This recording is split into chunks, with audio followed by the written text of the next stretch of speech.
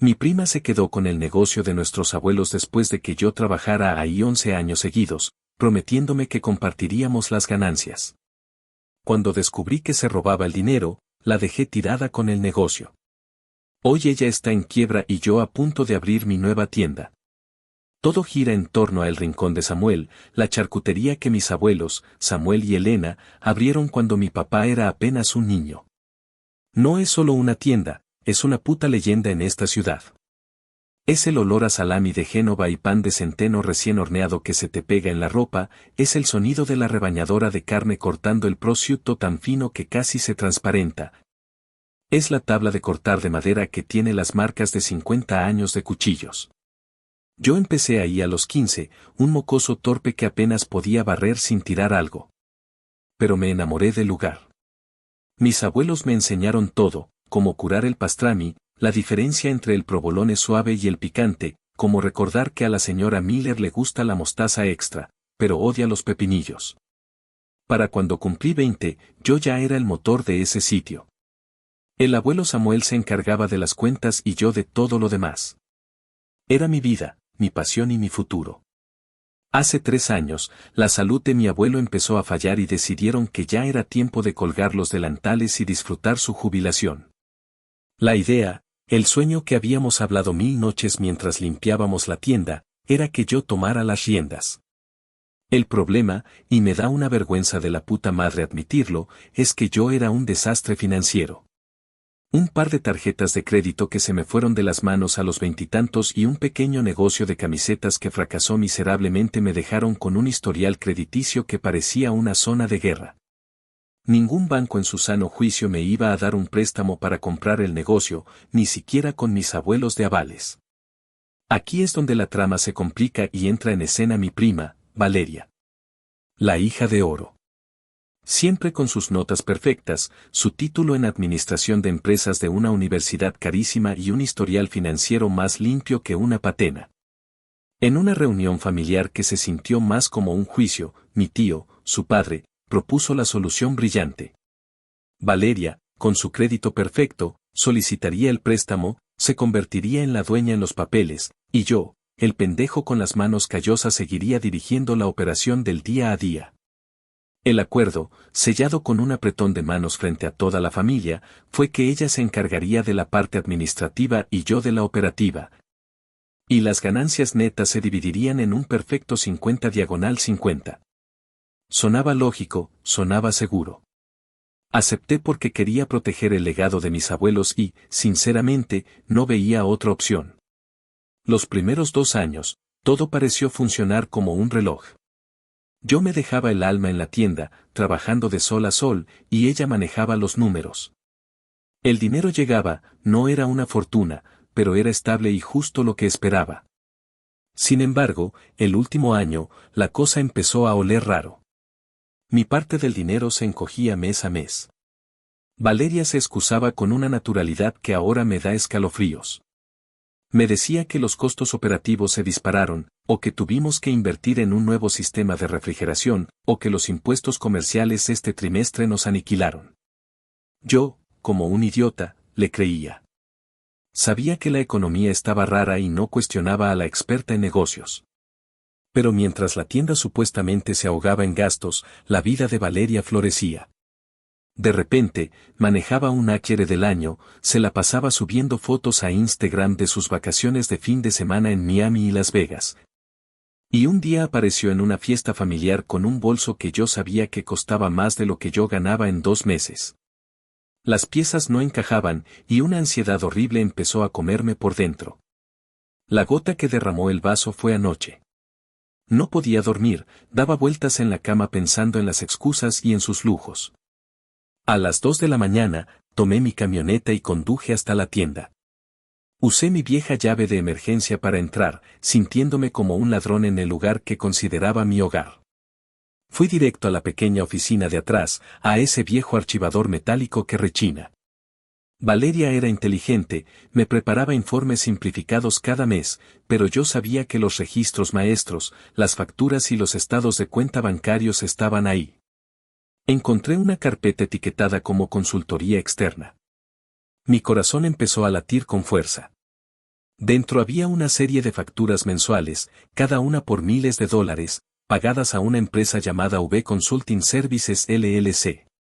Le pagaban por análisis de mercado, optimización de flujo de trabajo y otras mierdas corporativas que no tienen ningún sentido para una pequeña charcutería de barrio.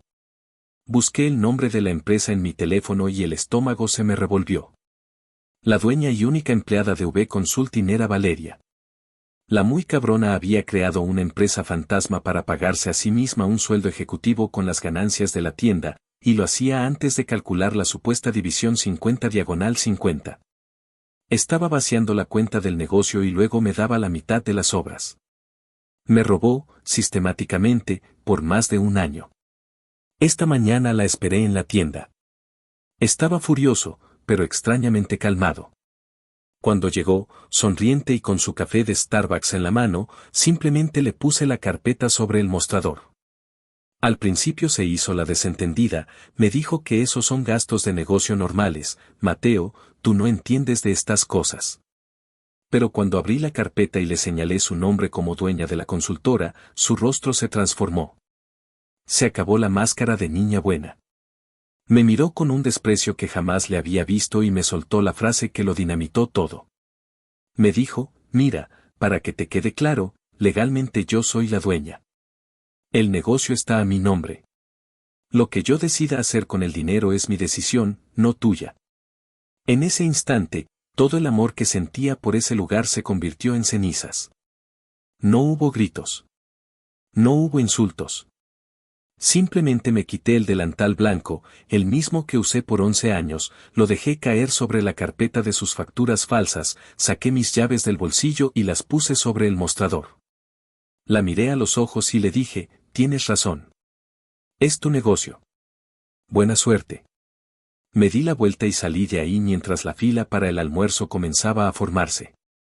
Mi teléfono no ha dejado de vibrar con llamadas y mensajes de ella y de toda mi familia, diciendo que soy un dramático y que estoy tirando todo por la borda. Pero ella fue la que me robó, la que me mintió y me trató como a un imbécil. La dejé sola, sin tener ni la más remota idea de cómo funciona la máquina de cortar, a quién llamar para el pedido de pan o cómo preparar nuestro sándwich más vendido. Actualización 1. Han pasado 2 semanas. 2 putas semanas que se han sentido como 6 meses de un reality show familiar de mierda. Los primeros días, mi teléfono era básicamente un ladrillo inútil y vibrante, una bomba de notificaciones de WhatsApp, llamadas perdidas y mensajes de voz cargados de ira y decepción. La tormenta familiar que desaté fue de categoría 5. Mis tíos, los padres de Valeria, fueron los primeros en atacar. Mi tío Carlos me llamó hecho una furia. Su voz sonaba distorsionada por el puro coraje, diciéndome que yo no era más que un envidioso malagradecido. Que Valeria le había dado una oportunidad de oro a un fracasado como yo y que mi berrinche era un intento patético de sabotear a su hija porque no soportaba verla triunfar. Cada palabra era un golpe bajo, diseñado para hacerme sentir pequeño, pero lo único que conseguía era alimentar la hoguera de mi propia rabia. Luego estaban mis padres, mi papá, el eterno diplomático, me llamaba con un tono cansado, pidiéndome que fuera el hombre maduro y buscara una solución, que no quemara los puentes con la familia por dinero. Mi mamá, por otro lado, ha sido mi única ancla. Me llama en voz baja, cuando está sola, para preguntarme si estoy bien y para decirme que, aunque no entiende todos los detalles, sabe que yo nunca haría algo así sin una razón de peso. A mis abuelos todavía no he tenido el valor de contarles la verdad completa. Simplemente les dije que Valeria y yo tuvimos una diferencia irreconciliable sobre la dirección del negocio. Escuchar la tristeza en la voz de mi abuelo Samuel cuando me dijo que esperaba que pudiéramos arreglarlo fue como un puñal en el pecho, pero no puedo ceder. Estoy quedándome en el sofá de mi mejor amigo David, básicamente viviendo de una maleta, porque no soporto la idea de volver a mi apartamento y tener que enfrentar el interrogatorio constante. La parte que me da una satisfacción oscura y retorcida es que, según me cuentan, el castillo de naipes de Valeria se está derrumbando a una velocidad espectacular. No lo sé de primera mano, por supuesto, pero Carla, una de las chicas que trabajaba a tiempo parcial conmigo durante años, me llamó al cuarto día. Estaba llorando de la frustración. Renunció. Me contó que Valeria entró como un huracán, tratando de cambiar todo sin entender nada. Aparentemente, decidió que las recetas de mi abuelo eran anticuadas e intentó introducir sándwiches gourmet con ingredientes que ni siquiera sabía pronunciar. Carla me dijo que la vio quemar 3 pedidos seguidos porque no sabía calibrar la plancha y que casi se rebana un dedo con la máquina de cortar carne intentando limpiar la encendida. El colmo fue cuando llamó a nuestro proveedor de pan artesanal, un tipo llamado Marcus con el que yo hablaba casi a diario, y le exigió un descuento por volumen. Marcus, que es un viejo cascarrabias, pero leal como un perro, básicamente se rió en su cara y le dijo que el precio era el precio y que el pan se lo guardaba para clientes que no fueran unos imbéciles arrogantes. Los otros 2 empleados también se fueron la semana pasada. Ahora ella está sola, intentando manejar la tienda con un par de adolescentes que contrató por debajo del salario mínimo y que, según Carla, pasan más tiempo en su teléfono que atendiendo a los pocos clientes que aún se atreven a entrar. Las reseñas en Internet ya empiezan a reflejar el desastre. En medio de todo este caos, la comunicación con mi prima ha sido un espectáculo lamentable. Los primeros días, sus mensajes eran puro veneno. Me acusaba de ser un traidor, un niño celoso, y me amenazaba con demandarme por abandono de trabajo, lo cual es ridículo. Luego, a medida que la mierda le llegaba al cuello, el tono empezó a cambiar. Los insultos se convirtieron en una especie de súplicas pasivo-agresivas, mensajes que decían cosas como espero que estés feliz, la tienda se está hundiendo por tu culpa.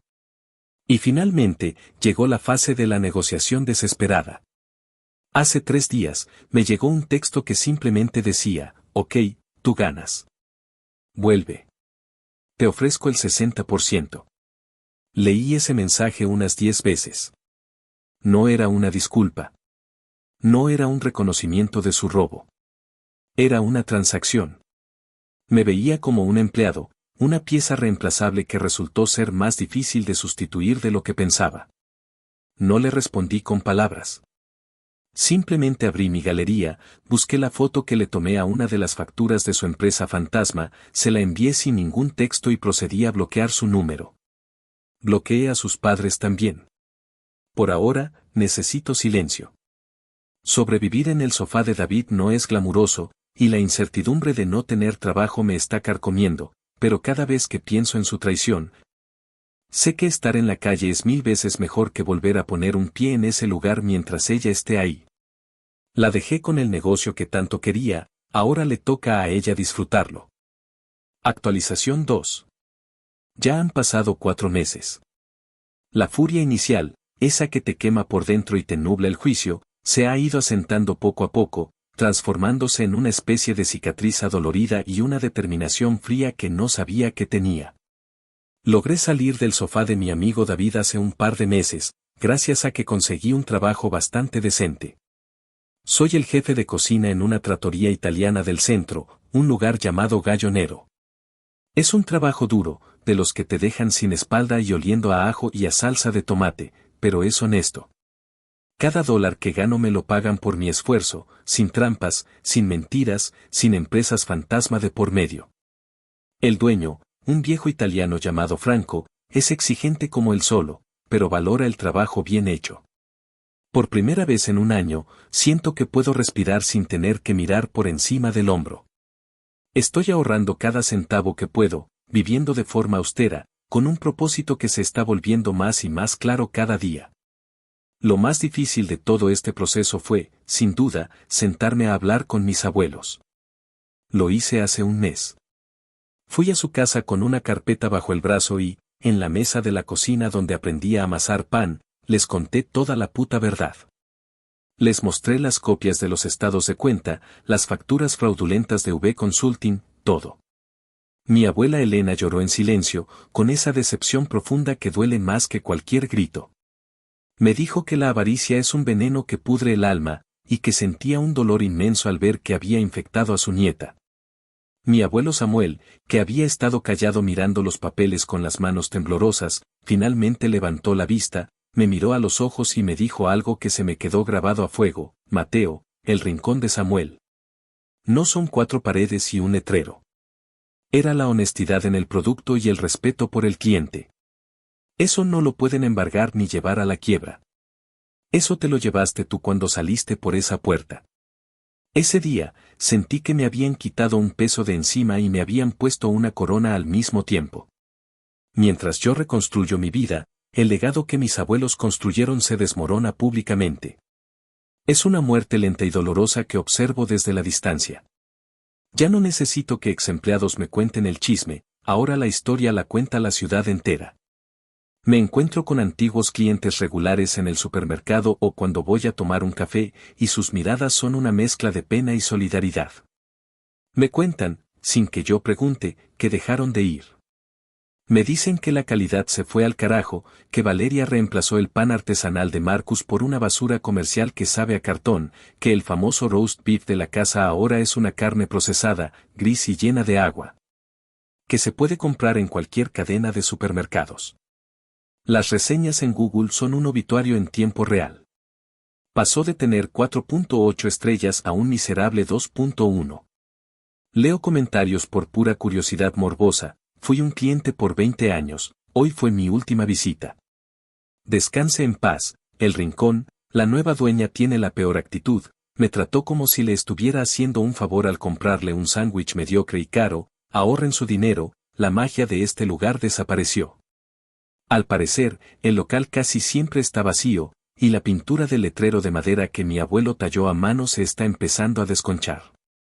Cada detalle es como una pequeña torcedura en la herida, pero también una confirmación brutal de que yo era el corazón que mantenía vivo ese lugar.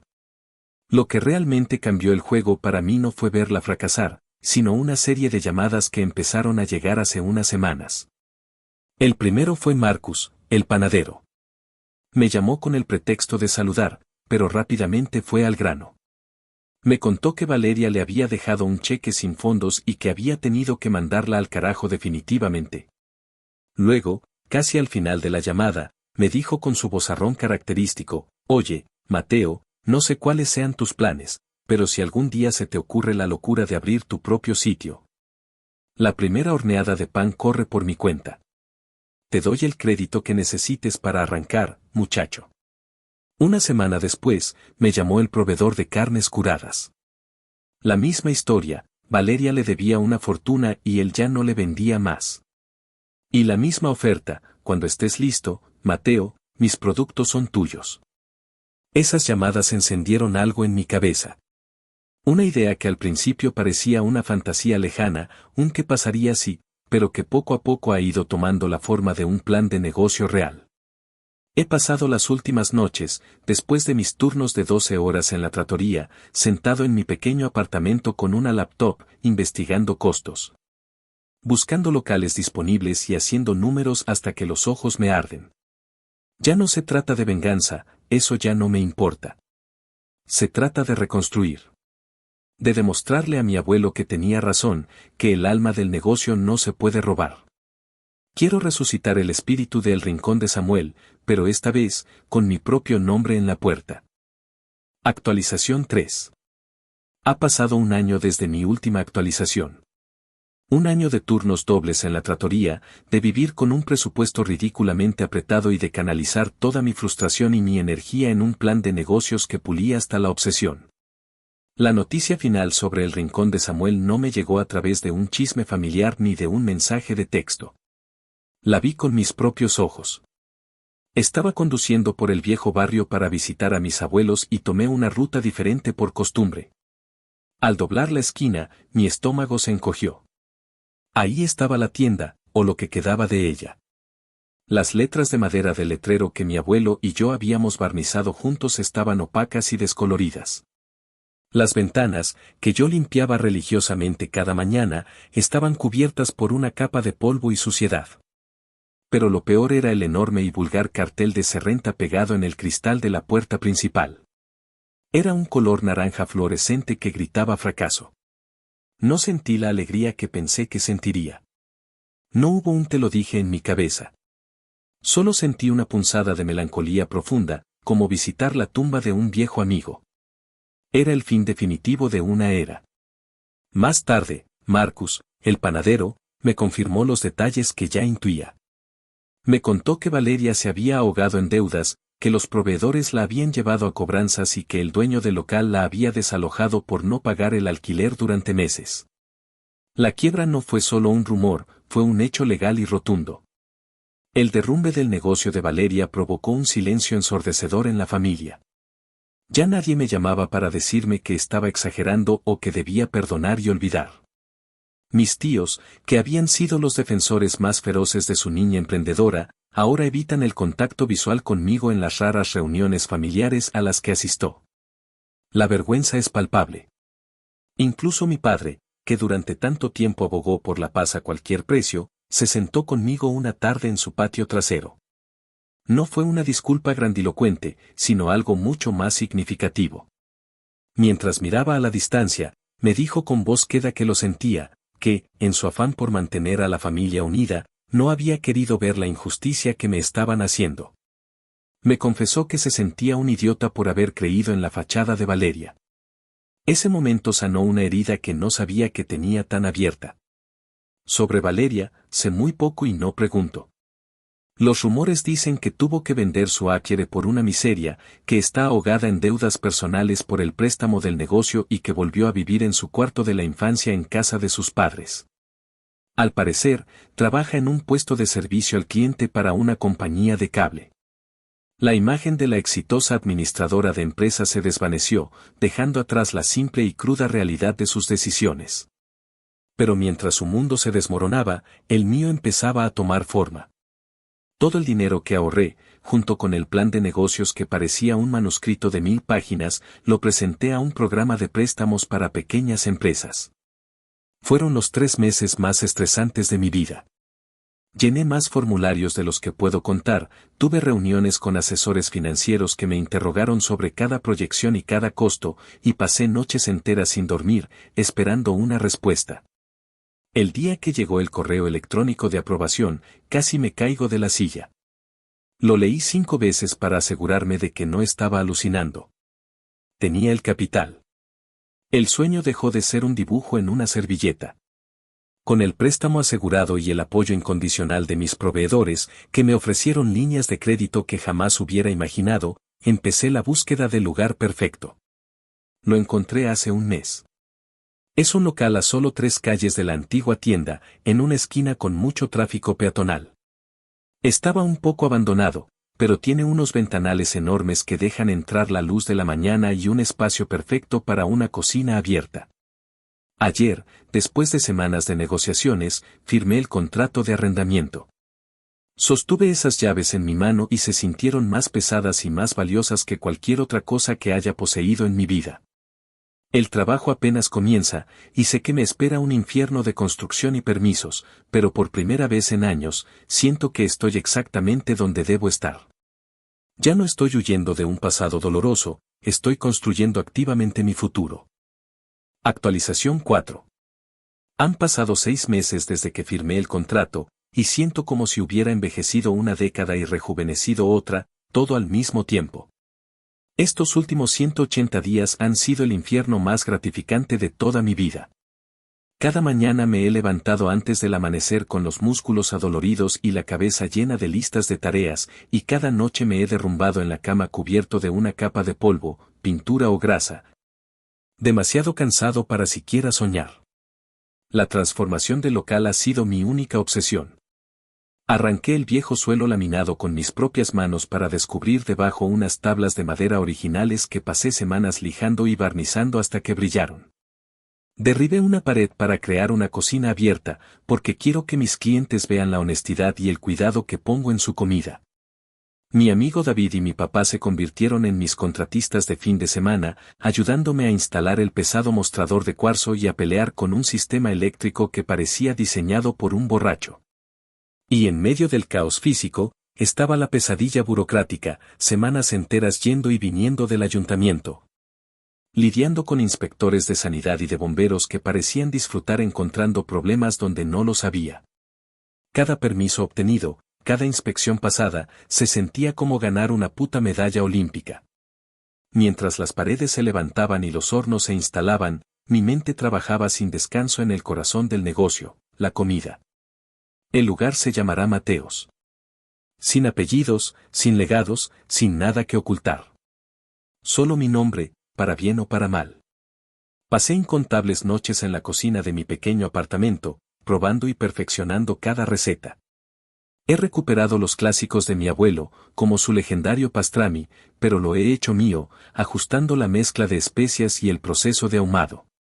He desarrollado nuevos sándwiches que son 100% míos, jugando con sabores y texturas que siempre quise explorar. Mi relación con los proveedores se ha fortalecido hasta convertirse en una verdadera alianza. Marcus, el panadero, y yo hemos creado un pan de masa madre exclusivo para la tienda. El carnicero me guarda los mejores cortes de brisket. El importador de quesos me ha conseguido un provolone añejo de Italia que te hace llorar.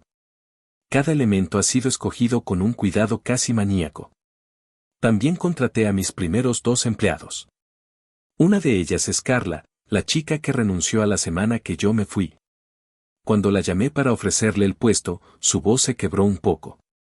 Me dijo que sería un honor trabajar conmigo. Ese momento valió más que todo el esfuerzo de estos meses. La noticia de mi nueva tienda se ha regado como pólvora por el barrio. La gente se para a espiar por las ventanas cubiertas de papel, y cuando salgo a la calle, los viejos clientes me detienen para preguntarme con una emoción genuina cuándo será la apertura. Sentir ese apoyo de la comunidad es como tener un viento constante empujándome la espalda. En medio de toda esta vorágine positiva, hubo un último eco del pasado que necesitaba silenciar. Hace un par de semanas, recibí una llamada de un número desconocido. Contesté, y era ella. La voz de Valeria sonaba extraña, más pequeña. Empezó con una disculpa torpe y ensayada, llena de no sabía lo que hacía y estaba bajo mucha presión. No tardó ni un minuto en llegar al verdadero motivo de su llamada. Me preguntó si habría alguna oportunidad para ella en el nuevo negocio, quizás en la parte administrativa, ya que obviamente yo no soy bueno con los números. La escuché sin interrumpir, sintiendo una calma glacial. Toda la rabia que una vez me consumió había desaparecido, reemplazada por una simple y llana lástima. Cuando terminó su discurso, solo hubo silencio por un segundo, y luego le dije con la voz más tranquila que he usado en años: no, Valeria. No hay nada para ti aquí. Te deseo suerte. Y colgué. No sentí nada. Era solo un trámite, cerrar la última puerta para poder abrir la mía de par en par. Ahora, las estanterías están listas, el menú está impreso y el olor a pintura fresca está siendo reemplazado por el de la comida. La inauguración es en 2 semanas. Estoy aterrado y eufórico. Estoy listo. Actualización final. Es la mañana siguiente. Estoy sentado en un taburete en mi tienda, solo, con una taza de café entre las manos. Son las 6 de la mañana, el sol apenas empieza a pintar el cielo, y la calle todavía está en silencio. El local es un desastre glorioso, hay migas en el suelo, el mostrador tiene manchas de mostaza y aceite, y la papelera de la cocina rebosa de envoltorios y recortes. Cada partícula de este desorden es un trofeo. Me duelen músculos que no sabía que tenía, mi voz está ronca de tanto gritar órdenes y mi cerebro se siente como si hubiera corrido 3 maratones seguidos. Y nunca en mi puta vida me había sentido tan increíblemente feliz. Ayer fue la gran inauguración. Si digo que fue un éxito, me quedaría corto. Fue una locura hermosa, un caos absoluto, un tsunami de gente y de buena energía que superó mis sueños más salvajes. Aún no me lo puedo creer. Hace casi 2 años, estaba escribiendo en este foro desde el sofá de un amigo, sintiéndome un fracasado total, traicionado y sin un rumbo claro. Hoy, estoy sentado en el centro de mi propio universo, un universo que construí con mis propias manos, sudor y una cantidad obscena de cafeína. Abrimos las puertas a las 11 en punto, y ya había una fila que daba la vuelta a la esquina. El pánico inicial que sentí fue reemplazado casi al instante por pura adrenalina. Durante las siguientes 8 horas, no paramos ni un segundo. La impresora de comandas no dejó de escupir tickets, la plancha no dejó de sisear y mis manos se movían por pura memoria muscular, montando sándwiches uno tras otro. Lo más increíble fue ver las caras en la multitud. No eran solo clientes, eran la señora Miller, que me guiñó un ojo y me dijo que por favor no olvidara que odiaba los pepinillos, era el equipo de bomberos de la estación cercana. Que pidió 10 sándwiches y me dijo que el barrio no había sido lo mismo sin mí, eran docenas de rostros familiares, de clientes leales que me habían visto crecer detrás del mostrador de la tienda de mi abuelo. Cada felicitación, cada pulgar arriba, cada «está delicioso, Mateo», era una inyección de energía.